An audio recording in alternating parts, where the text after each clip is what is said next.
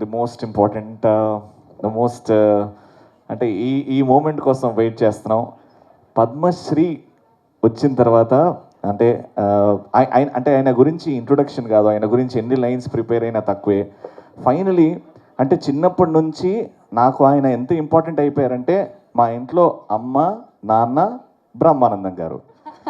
అలా ప్రతి ఒక్కరింట్లో అమ్మ, నాన్న, బ్రహ్మానందం గారు. ఆయన లేనిది మనం సినిమా చూడలేము, ఆయన లేనిది మనం నవ్వుకోలేము, ఆయన లేనిది జీవితంలో హ్యాపీగా ఉండలేము అనే స్థాయికి వచ్చేసాం మనం. The most important aspect of every one's life. With great honor and respect, with a lot of gratitude and love, let me introduce Shri Padma Shri Brahmanandam Garu.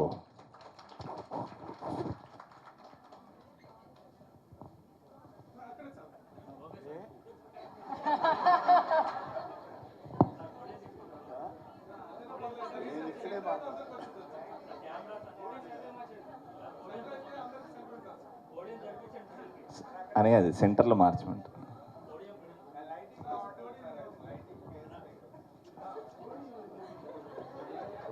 ఎవరికి చెప్తున్నారు సార్ మీరు లైటింగ్ గురించి? ఎవరితో మాట్లాడుతున్నారు? ఇక్కడుండా నాకు ఇతంతో భయంగా ఉంది.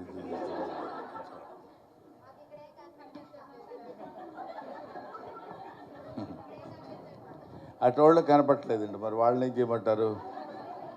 ఇటోళ్ళు కనపట్లేదు వీళ్ళు అంటారు, వాళ్ళకి కనపడినా కనపడడం పర్లేదు మాకు కనపడాలని వీళ్ళు అంటారు. వెనకాల పాపం వాళ్ళు నా హైట్ ఉన్నోడు బ్యాచ్కి అసలు కనపట్టలేదు. ఏంటి పరిస్థితి ఆలోచించండి. ఇక్కడ కనపడాల్సిన అవసరం లేదు, వినపడితే చాలు కదా.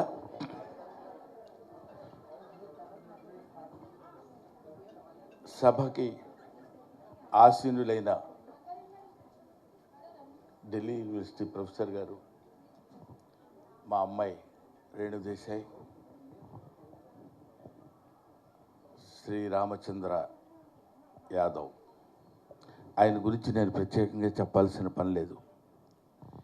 ఈ కార్యక్రమమే చెప్తుంది ఆయన గురించి. చాలామంది పొలిటికల్ లీడర్స్ అద్భుతమైనటువంటి కార్యక్రమాలు నిర్వహించి కొన్ని లక్షల మంది జనాన్ని పోగేసుకుని నేను నా పార్టీ ఇది నేను ఇది అని చెప్పుకోవడానికి ప్రయత్నించే రోజుల్లో అలా కాకుండా ఇటువంటి కార్యక్రమాలు చేయాలి, ఉపాధ్యాయుల్ని గౌరవించాలి. ఎంత మంచి మాట అండి అది. ఉపాధ్యాయుల్ని గౌరవించాలనే మాట విని ఎంతకాలం అయింది? ఉపాధ్యాయులకి అవార్డులు ఇవ్వాలి అనే ఆలోచన వచ్చిన మనుషులు ఎంతమంది ఉన్నారు? పైగా ఆ ఉపాధ్యాయులు ఏ సందర్భంలో పెట్టారంటే ఎక్కడో గబ్బక్కున కనపడ్డారు. మన స్కూల్లో ఉన్న 4 ఉపాధ్యాయులను తీసినట్టు దండలేసి ఫోటో తీసుకుని ఉపాధ్యాయులు సత్కరించిన రామచంద్ర యాదవ్ అని పెట్టచ్చు. కాదు, సావిత్రిబాయి పూలే ఆ మహాతల్లి ఇవాళ ఎంతమంది సమాధుల మీద మనం నిలబడి జాతీయ జెండా ఎగరేస్తున్నామో తెలుసు కదండి. అలాగా ఎంతోమంది మహనీయుల యొక్క, ముఖ్యంగా స్త్రీల యొక్క ఆశయాల మీద మనం బతుకుతూ, ఇందాక అమ్మాయి చెప్పింది, నేను వాళ్ళు ఇక్కడ నిలబడి మాట్లాడగలుగుతున్నానంటే that all credit goes to Savitribai Phule. ఎంత కష్టపడ్డారండి.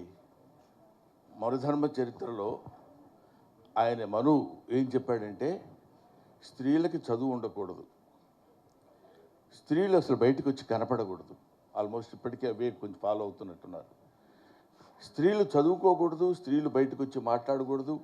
అందుకనే ఇప్పటికీ మనకి కొన్ని బాగా మారుమూల పల్లెటూళ్ళలోకి వెళ్ళినప్పుడు ఎవరైనా ఇంట్లోకి వచ్చి మాట్లాడితే గబుగ్గురు గుమ్మం పక్కకి వెళ్ళి వారు లేరండి ఇంట్లో అని చెప్తారు. అది సంప్రదాయం అని. అదే కాకుండా ఇంకా ఇంకా ఇంకా స్త్రీ చదువుకుంటే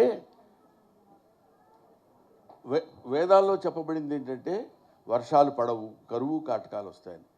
ఆ భయం కూడా పెట్టారు. ఎంతవరకు స్త్రీ జాతిని అణగదొక్కాలో అంతవరకు అణగదొక్కుతూ వాళ్ళు పైకి రాకుండా ఉండాలని కోరుతూ వాళ్ళకు ఒక వ్యక్తిగతమైనటువంటి అభిప్రాయం ఉండకూడదు. లేడీస్ అంటే దానికి లేడీస్ తయారైపోతున్నారు అంటున్నారు ఈ మధ్య కూడా. అదేంటి లేడీస్ అసలు మనుషులు కాదా, వాళ్ళు తయారవ్వకూడదా? అందుకని ఇంకా భయంకరమైనటువంటి ఆచారాలు కూడా చిన్నప్పుడు మాకంటే చిన్నప్పుడు, మాకంటే ముందు తరం వాళ్ళ దగ్గర సతీ సహగమనం. భర్త చచ్చిపోతే భార్యని చితులకు తోసేవాళ్ళు. ఎందుకంటే మనకి కొన్ని అద్భుతమైనటువంటి ఆలోచనలు, మరి ఆ నమ్మకాలు ఇవన్నీ ఉండేవేమో. ఇప్పుడు ఆ నమ్మకాలు దేవుడి దయ వల్ల లేవు. లేకపోతే వీడితో పాటు వాడు, వాడితో పాటు వాళ్ళు మొత్తం అంతా వెళ్ళిపోయి దూకేసి వీడి ఆత్మ ఇటో వెళ్తుంది, ఆ ఆత్మతో పాటు ఈవిడు కూడా వెళ్ళిపోవాలి. ఇద్దరికి కొంచెం ఇబ్బందికరమైన పరిస్థితి అది. ఈ జన్మతో దీన్ని వదిలించుకుందామని వాడు అనుకుంటే కుదరదు, వీడి జన్మకి వీడు లేకుండా ఉంటాడు అనుకుంటే అది కుదరదు. ఇద్దరు మళ్ళీ అక్కడికి వెళ్ళినా సరే నా కర్మ ఇలా కాలింది ఏంటని అనుకునే స్థితి లేకుండా, ఇది ఇప్పుడు మనం చక్కగా చెప్పుకోవడానికి నవ్వుటానికి వీలుగా ఉంటుంది. కానండి, ముక్కు పచ్చలారని ముద్దు బిడ్డలు, చిన్న పిల్లలు, ఆడపిల్లలు భర్త ఏదో కారణం చేత చచ్చిపోతే, ఆ రోజుల్లో ఇంకా బాల్య వివాహాలు ఉండేవి. చిన్నపిల్లల్ని తీసుకెళ్ళి పెద్దవాళ్ళకి ఇచ్చి వివాహం చేయడం, అది ఎంత దుర్మార్గం ఒకసారి ఆలోచించండి. అందుకే కన్యాశుల్కంలో గురజాడ అప్పారావు చెప్తాడు, పుత్తడి బొమ్మ పూర్ణమ్మ అనే స్టోరీలో ఏం చెప్తాడంటే, మీరు జాగ్రత్తగా పరిశీలించండి, 10 ఏళ్ళు 9, 10 ఏళ్ల పిల్ల పసికందు, దానికి ఏమీ తెలియదు. దాన్ని 60 ఏళ్ళ 70 ఏళ్ల వాడితో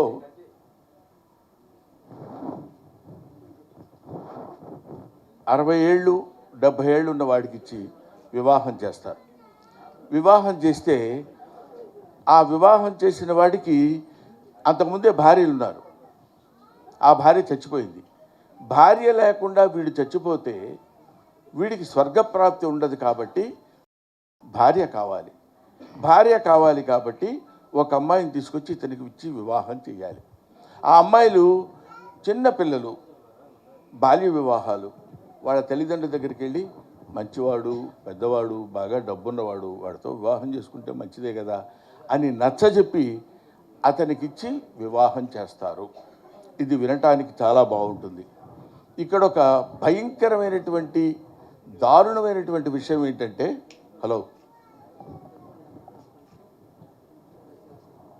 మీరు మాట్లాడకండి, లేకపోతే